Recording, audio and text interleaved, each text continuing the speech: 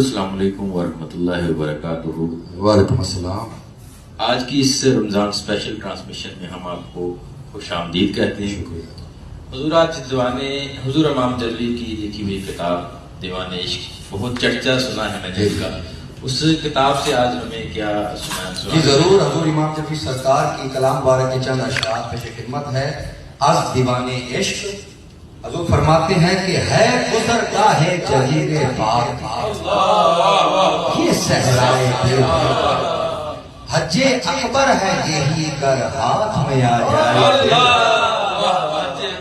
حج اکبر ہے یہی گر ہاتھ میں آ جائے دل، زاہدوں کے واسطے ہے خلد میں جائے مقام، عاشقوں کے واسطے کوئے بتا ہے جائے دل، عاشقوں کے واسطے۔ اور آگے حضور فرماتے ہیں کہ اے ستم گر اب ذرا جورو جفا سے باز آ، اے ستم گر اب ذرا جورو جفا سے باز آ، عرش لرزانے لگے گا گر کہیں ہل جائے دل، عرش لرزانے لگے گا گر کہیں ہل جائے دل۔